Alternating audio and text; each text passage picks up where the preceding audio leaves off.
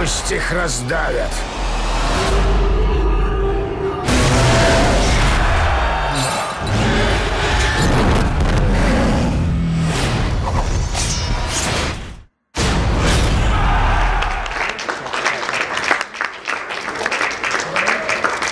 Исполнительница роли принцессы Дэй, актриса Линн Коллинз.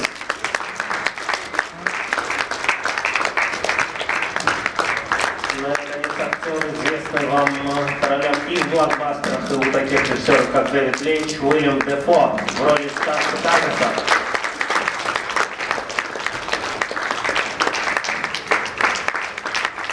А также последний по перечислению, но далеко не в последнюю очередь, отважные продюсеры Линдси Коллинз и Джим Моррис. Пожалуйста, поприветствуем наших гостей.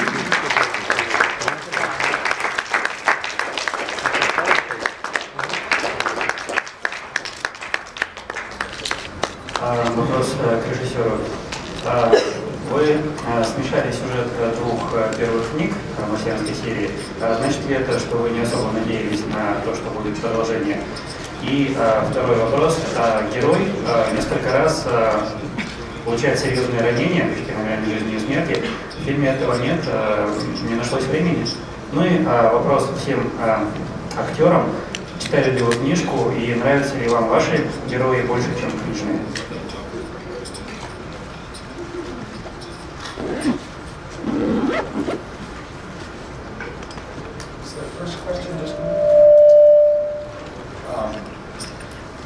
Well, actually, we pulled only a character from the second book into the first book, or into the first movie, because there was no proper antagonist. And I wanted to be true to the world of all the novels. And I thought I should start a proper Superman Lex Luthor antagonism so that it could connect into the second story and start to use all the narrative structure and drama that will be in the second book. So it was really thinking ahead. It wasn't trying to hobble or handicap the second story. And now the second question for the actors. Do they actually prefer characters from the film, from the book?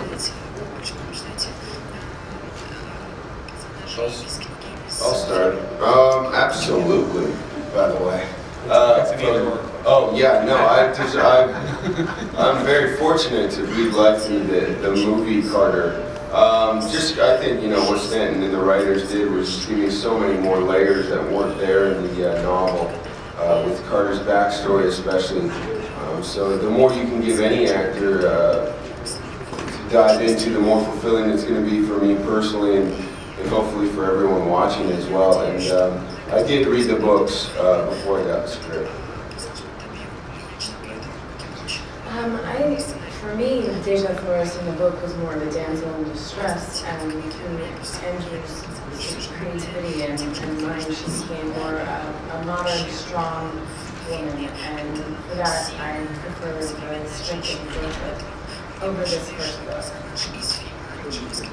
I read the script after I knew I was going to play Taurus Tarkus. It's a great reference. I think it's a great source. But what I really know is the Taurus Tarkus of the story that we told. Позвольте мне задать вопрос продюсерам фильма.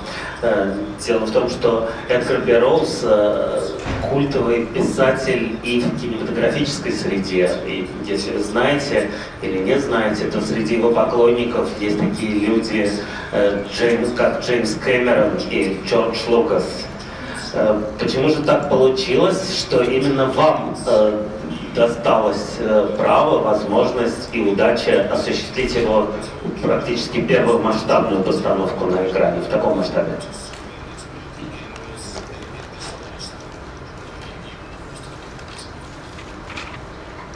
There's been a lot of people that have tried to make this film, and a lot of directors who've tried to work on it. And I think there were a couple of things that occurred to allow us to do this. One was that Andrew had a deep interest in this project since he was a child, and had always hoped to see this on the screen. And he didn't know he'd be the one to bring it to the screen, but he hoped he would see it. And Disney was able to get the property for us to make and produce. But what allowed it to be unique now is that the technology, for one thing, got to a point where we could create the characters and the scope and scale that's necessary to tell this story. But I think equally, and perhaps more importantly, Andrew came up with ways to approach the story that allowed it to make sense as a movie. The books are very episodic and the characters are somewhat simplistic compared to what's in the movie, and I think the approach that Andrew took to breathe life into the story and translate it to the screen, combined with where we are technologically now, allowed it to be made. Пожалуйста, ваши вопросы. Hi. Alex Ramachov, Disney Channel. Question for you, Andrew Stэнton. Recently, there are many movies, fictional movies, have been released that both involve time and space travel. So, tell me, what makes your movie so special? What does make John Carter so special? Why do these people need to go and see your movie in particular? Well, I don't think that it's centered around time travel. It's using a slight derivation of that because that's what was in the book. It was conceived by the author literally 100 years ago this month. So I was just being true to the book and to what fascinated me as a kid. I think what differentiates it, though, is that it's not trying to be space, it's not trying to be science fiction, it's not trying to be fiction, it's trying to be history, it's trying to be a costume drama, a period film, as if this really happened long ago somewhere and we just didn't know it. And I think that was what was so appealing and seductive and romantic about the book. Okay, I see, but I've got another question for Teylor Kitch. I know that a part of the movie, quite a big part, was filmed in Utah, in the deserts of Utah. And it's pretty hot there, and now you're here in Russia, and it's pretty cold. It's pretty cold, yeah. My question then is, where do you feel more comfortable, in the deserts of Barsoom or here in Moscow? It's from Vancouver. Well, that's pretty cold there too, isn't it?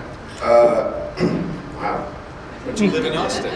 Actually, it's pretty cold in Utah in winter too.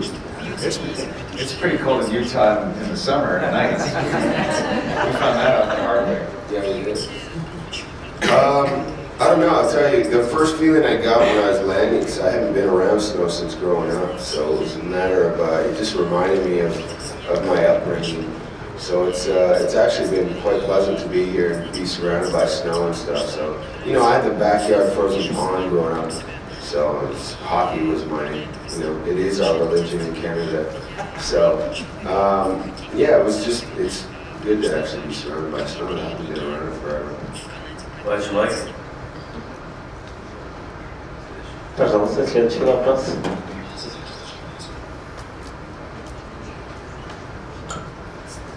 I got a question for Uillem Defo. You are playing here a green monster, some kind of 3 meters or something. It's one of your roles after the Green Goblin in Spider-Man. So it's some kind of hobby and for you, and how it was this role for you. Hobby to play green people. There were many films between these two. How was it? It was the first time I had ever done motion capture work, so I found it really interesting. There are obstacles because of all the technical gear that you have to wear to get the information for the animators. But in the end, it's all performing, and one thing that was very clear was from the very beginning, Andrew said, we're going to shoot these scenes. We're going to shoot these scenes, we're going to realize these scenes, we're going to tell the story. And he had to worry about what is animated afterwards, but I didn't. The character was realized by actually playing the scene with the actors. That was interesting. And then, of course, another interesting aspect was I performed it most of the time on stilts to give me the 9-foot height to get the proper spatial relationship. And so the eye lines would be right so we could play those scenes correctly. And that is fantastic because being 9 feet tall was something new for me. And when there's such a change, you have a new body, and with that newness, you can really apply it to inviting yourself to become another person, another thing, another character. So it's great fun. Thanks. And I got another question for Teylor Kitch. I heard that many of the tricks in the film are difficult tricks you made yourself. How it was for you? Yeah. Oh. Yeah, I think so much of John Carter comes out through the stunts, through the action sequences. What I love and what differentiates this film as well is truly an incredible heartbeat throughout the film. And there's never action for the sake of action.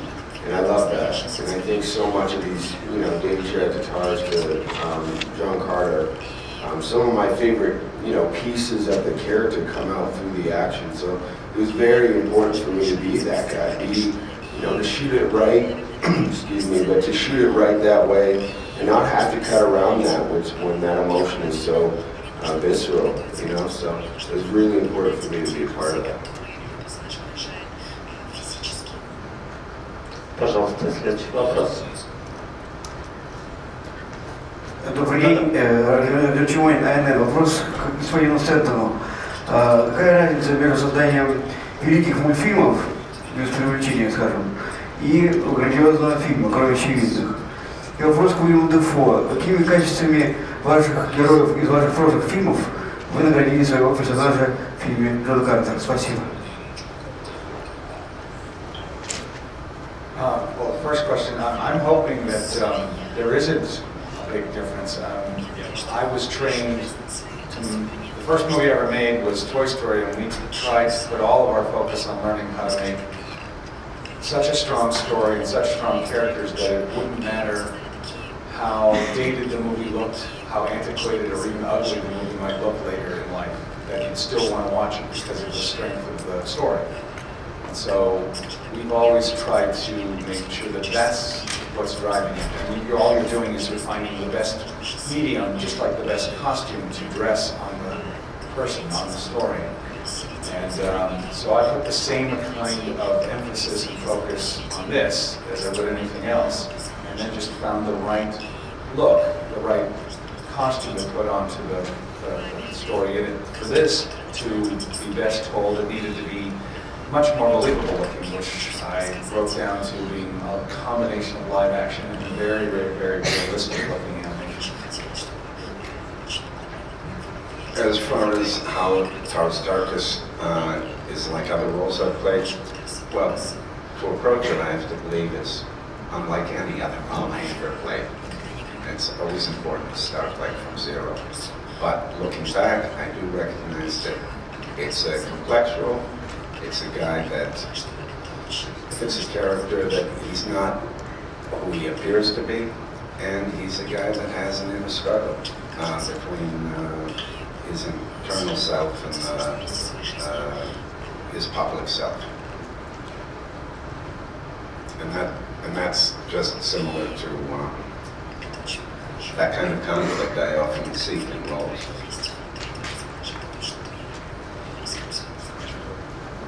Пожалуйста. Здравствуйте, Марина Питерская, журнал «Макс», Санкт-Петербург. У меня вопрос к Уиллему Дефо. Уиллем, у вас очень много ролей, и они достаточно разнообразны. Вы играли от Зеленого Гоблина до Иисуса Христа. Есть ли роль, на которую вы никогда не согласитесь, которую не рискнете сыграть? И есть ли роль, которую вы бы хотели еще рискнуть сыграть? И в какие поверья или вот предметы вы верите? Спасибо.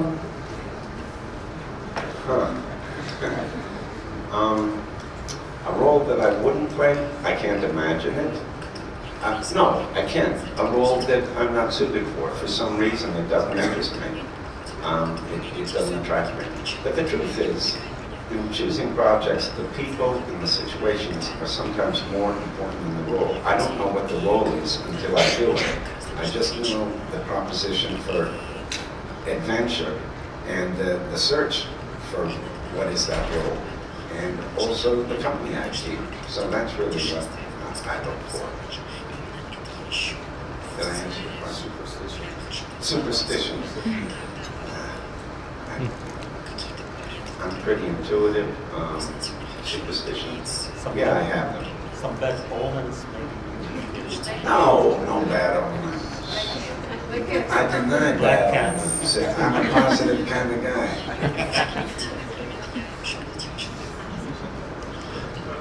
Пожалуйста, следующий вопрос. Здравствуйте, уважаемый гость, Александр Максименко, отдел кино.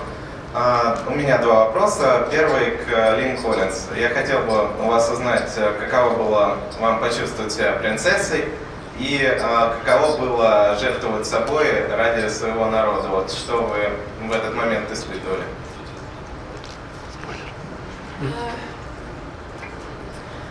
The first take that we did going into the first scene, I realized I had no idea what I was doing and how because the goals that she had were so huge and what she was fighting for was so dramatic. So I did something very simple that I just asked the universe or God or the higher power or the higher consciousness or whatever that is that you call upon creatively to give you flow. And I asked to be able to be able to play this feminine archetype and to be able to embody this female power. So that's how I did it, by praying. What was the rest of the question? Спасибо, сейчас я его задам. Второй вопрос для режиссера картины Эндрю Стэнтона. Вторая часть вопроса, а не второй вопрос. Каково вам было просто почувствовать, каково жертвовать вот именно собой ради своего народа? I don't know how this is going to answer it, but this is what's coming out. I had to make a decision to be an actress when I was 14. I came from a very competitive high school, and I wanted to go into medicine, but I wouldn't have the time to keep up my grades if I was in the drama department. So there was an aspect to her being being the region of science and letters, and I just thought about, wow, if I was a doctor, how far-reaching my touch would be. And I just sort of kept that in mind, in the back of my mind, and tried not to let the objective overwhelm me. I hope that makes sense.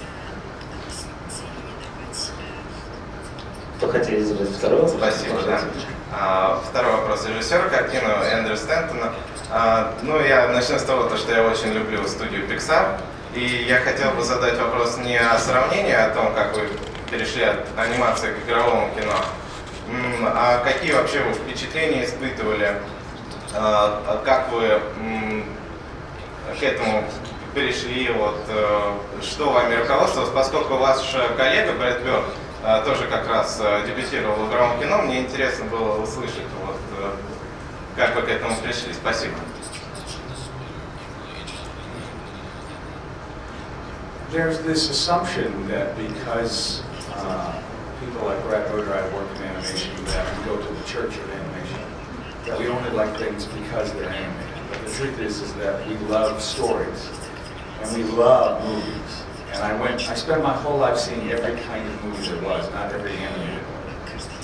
So the more you get the opportunity to be paid to tell stories, the more you start coming up with more stories. And sometimes you recognize that some are meant to be animated, and some are meant to be live action, and some are meant to be a wonderful combination that you can do now and see an even different book.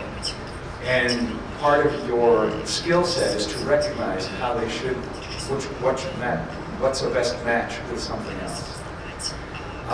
So, you know, I know that for me, I didn't go into this project because I'm dying to change my career or be a live action director. I was dying to see this story as much as I have any other story I've worked on. And if that meant I had to get outside of my comfort zone for a little bit, I was fine with that. I've never been in my comfort zone. I don't know what that means. It's beautiful, thank you. Здравствуйте, вопрос к Уиллему. Скажите, привлекает ли вас русская классическая литература и что вы хотели сыграть на сцене театра?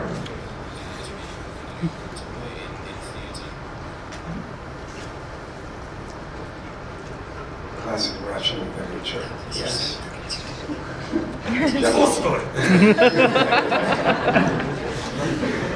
Yes. Listen, I'm happy to be here.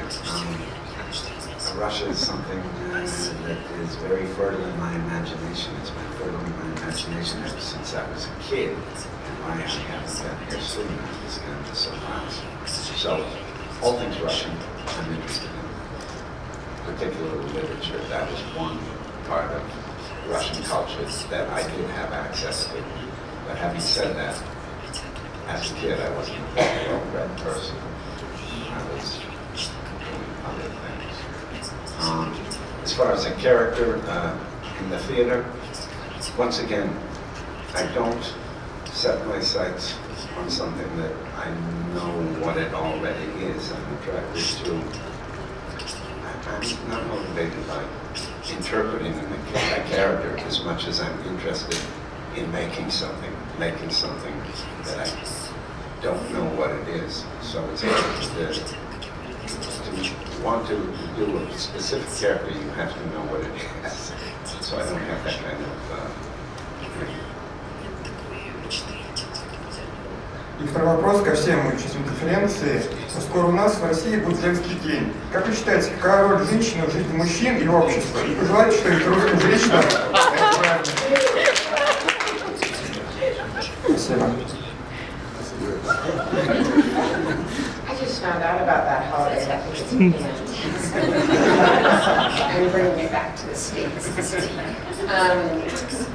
You know, I think certainly what's been interesting for me actually about this movie is the fact that the role of Deja is such a strong role. It's not stereotypical in terms of your standard princess role. I don't think, you know, I mean, at one point in the story, one of the versions of the script, you actually didn't find out she was a princess for 3/4 of the film.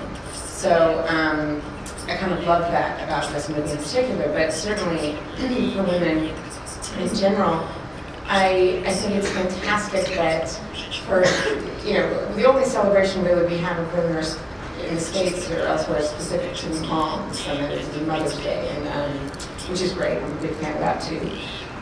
But it's really nice that you guys have a holiday that just celebrates women and that kind of takes it as them as individuals, regardless of who surrounds them, if they're mothers, if they're daughters, if they're grandmothers, and the fact that it just celebrates that. I'm seriously, I just found this out in the holiday, and I was like, why has this not come to more countries? So that's my job now. I'm going to go back and see this. I went to go see John Carter on the Women's Holiday. It's on the, it comes out on the Women's Holiday, right? John Carter. Perfect.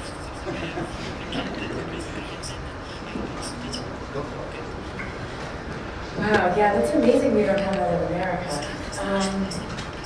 I think, you know, and I can speak for, only for myself, I would see that my experience being a female, there's been moments where I've been very proud of it and moments where I've had to sort of shield it. And you know, playing a female that's so powerful, I hope that it can use the women who see this movie with the power that Deja encompasses. So I hope that there's a little bit of what I've done in Deja that you guys sitting here today, or rather you women sitting here today, can celebrate. Довольно забавно получается. Попросили мужчин поздравить женщин. Вместо этого женщины выполняют всю работу. Давайте все-таки Эндрю или Уиллем какие-то слова женщинам души, да, пожалуйста. No, I'll be happy to because, you know, I had to attack this very archetypal role from the very beginning as a writer, and as Lynn said earlier, it kind of held sort of the old-fashioned view that the woman was just there to be saved, and that was the thing that we found very off-putting. And all I've ever known in my life are very strong women dedicated to whatever role they were playing. And the observer in me sort of felt that what I'd sort of seen over time was everything has a certain risk for whatever you commit to, especially if it's something that's very honorable or very honest value and a worthy value. And what I always felt was at risk was vulnerability, that you can fall into this trap of confusing vulnerability with weakness, that and that the risk for some very, very strong women is that they think they can't allow themselves to be vulnerable, and then maybe over time they might become disconnected with them. And that's what I wanted to show with Deja's character, was that was what was at risk. That she could be everything that she had committed herself to, and allow herself to trust her vulnerability and allow it to coexist. And had she not gone through this adventure, this journey, those would have become disconnected. And I think that's a real life concern that can happen to many women pursuing their goal. I mean, we all have risks that we can misassociate. So. Здравствуйте. Дьяков Александр. I'll say with John Carter, it's a guy that has lost his purpose at the beginning of this film and his cause in losing his wife and losing his family and his daughter. And I think it's quite great how a woman comes into his life and turns that light back on for him and gives him that purpose again. So the strength of Deja and women in general, it's quite incredibly powerful. In the film, Tarstarchus talks about a culture that's kind of devolved. It's lost its humanity, it's lost its heart, but he sees that the possibility of that time is found in Soma, who, her compassion, and gets stuck here. She's involved in a spoiler, right? Oh, that's right. They've seen it. Okay. But in general, that's the, Tarstarchus, he comes from a very brutal culture where they, above all, value strength and strength and the women in his life represent that compassion. Just generally, for me, I always have worked with, I come from a family with 5 sisters, a strong working mother, and for 25 years I worked with a theater company where the director was a woman, and I worked with a lot of women directors, so obviously, it's late every day this Wednesday, I was going to get to that. He's a good director. He points the actors in the right direction. Sorry. Проблемы. Как переиграть спецэффекты, чтобы их персонажи потом запомнили. Потому что у некоторых героев, например, тех же знаменитых трилогий «Звездные войны», у кого-то удалось переиграть спецэффекты, и они запомнили зрителя навсегда. А некоторые актеры потерялись в спецэффектах, и их зрители не запоминали. Вот скажите о своем методе, как можно и получается ли у вас переигрывать спецэффекты? Спасибо. I don't think you do. I think you have to embrace the world in which you're in and allow the special effects to help you. The only problem I had is not looking at Willem's face, because he's so charismatic and his face is so magical. I mean, he's working, it's so mercurial. And I wasn't able to look at the Tarstarchus face as constantly looking at Willem. So in that way, it would pull me out, because the actors, Willem and Sam and Polly Walker, it was just so dynamic. But there's another element of it that I came in with, because I come from the theater, which is the fourth wall, that place between you and the audience that you have to keep in your imagination. And because of that theater work that I've had, my imagination has had to expand for work like this.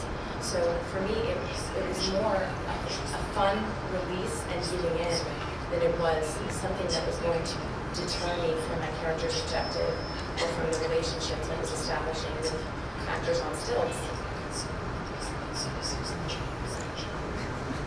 All the technical responsibilities really help them. Yeah, I see them as opportunities. Also from the theater, I'm a theater actor above all, and the theater that I come from, the Wooster Group, we use technology all the time. So the only difficulty is make sure that the technical responsibilities don't distract you from the scene, because in the end, you're playing the scene. Yeah, I think I'll go on to that. Just in the sense that Stance gave me, I mean, it's obviously something that crosses your mind when you're kind of fighting to get the role, but, you know, when I started to learn that these guys were cast to play these creatures and bring them to life, it's a matter of just the energy that Uillem Defo and Sam Morton and Thomas Hayden Church Walker are bringing, and that's all it boils down to at the end of the day. Some of this other stuff, like the Great White Ape scene, shooting, you know, there are things where it is a pink X that you just can't get around on the green screen, but those are a bit tougher moment, and it really just comes down to just trusting Stanton even more than you would on any other film, for that matter, from my experience, because it's such an energy thing. You know, it's a life and death, and I'm running around to a cardboard cutout on a day. And then what you see is the Great White Apes at the end of it. So it's a matter of just tracking that. I mean, the truth is that was my worry. I feel as a film goer, as an audience member, I can tell when an actor is acting against nothing, or a tennis ball, or a green wall. So I worked very, very hard to make very few moments be that way. And try to make as many moments truly realistic. Could I really be in that location? Could the actors really be acting against another actor? And when they are, how often can I make it so that they're looking into the eyes and the soul of the other actor? So that nobody's trying to fake anything. They can just be in the moment. And I knew that that would really help ensure that this movie would feel as believable as possible. Здравствуйте, Владимир Стражук, телеканал МУЗ. Вопрос к Эндрю. Скажите, пожалуйста, недавно весь мир обсуждал трагедию, уход Стива Джобса, а вы работали с ним, и я хотел спросить, что самое главное, чему он научил вас как режиссера и как продюсера? Спасибо. It was kind of endless, his influence, and I feel like one of the privileged minority that got to work with him closely for 15 years. But by far, the biggest thing he ever said that affected me greatly was, it's our job to know what people want before they do. Which means ignore who you think the audience is, ignore why you think what you think other people want, or anything. Just be true to yourself. Make what you would want to make, even if you were never going to share it with anybody else. That's all I expect from the great artists that I have ever followed. I don't expect them to be thinking about me. I expect them to be looking on the inside and just being true to their views, true to their passion. And that should work in business as well as in art. Hello, Nadezhda Markalova, Russian edition of Cinefx. My question is for Эндрю Стэнтон. Did you feel at any point restricted by the technology of visual effects? When you were writing it, did you think at any point that I can't write it because I can't shoot it, or all the visual effects can do anything? Well, my whole life's been working in one big visual effect, right? I mean, that's what character animation is. So all I've ever been doing is cursing at the technology and that I can't give you what I want. But the wonderful thing that I learned early on, when I first worked at Pixar, we were just doing commercials. We were a very small group, but one of the things that I was always fascinated about was we would have to bid against other companies to get the job. And we always took a job that we couldn't do, that we didn't have the answers for that our technology could do. And I remember asking why we can't do that. And they say, well, because it's the best idea. And we say, yeah, well, we can't do it. I know, but we'll figure it out. And that sort of philosophy and attitude has been at the core of the group ever since. It's never been driven by the technology. It's never been driven by the desire for how can we make a water or fur or human skin or a thark. It's always been, this story is so good It makes us want to solve the impossible. It's how men got put into space. They didn't have the technology. They didn't let that tell them that they couldn't do it. They just wanted to do it so bad that they eventually were so stubborn that you went out and figured it out. And that's what drives you to get out of bed and face the day.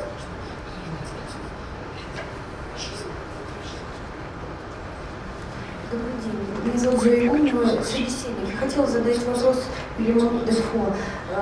Вы сыграли роль Христа, такая роль, после которой можно вообще остаться без карьеры. То есть режиссеры побоятся вас приглашать на другие роли. Но вы переиграли много плохих парней. Вот скажите, пожалуйста, была ли в вашем фильме, в вашей биографии такая роль, после которой режиссеры стали задумываться, брать ли вас в свою картину? И еще вот вопрос такой. Вы говорили, что вы росли в женском окружении, у вас было 5 сестер. Вот скажите, они вас воспитали как любимчика женщин или как защитника?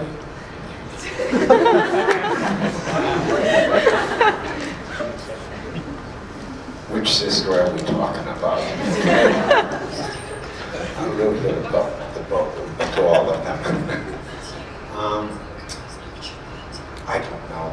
You know, I can look back on my career and see certain films drew directors to me, and certain films repelled directors from me. But I don't think about these things. That's an analysis that I don't enjoy exploring, and someone else can figure out. I think a film like Last Temptation of Christ, for some people, it was very powerful, and it did attract certain directors, and others, more conservative ones that didn't like the film, probably never wanted to see me on screen again, but that's normal. У нас осталось время для последнего короткого вопроса, пожалуйста.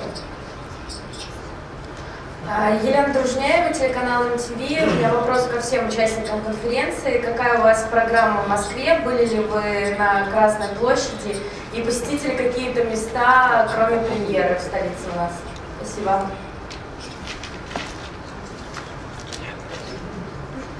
Which group's closed today? Is it closed? No? Open? We just got in late last night, so I think if anybody has a second today, they're all going to try to jet out and see certainly Red Square and then come over to piano. I think Jim is studying yesterday. I think he has some fur hats he has his eye on. Yes, I'm staying an extra day. I have the luxury that some others don't here being able to do that. So I can see the city looking forward to it. Suggestions? Yeah, spare minute. We're definitely going to try and make it out. It's just a matter of getting that spare minute. And we'll definitely do yours. Давайте поблагодарим наших гостей.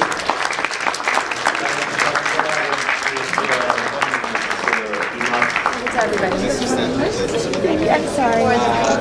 Thank you. Yeah,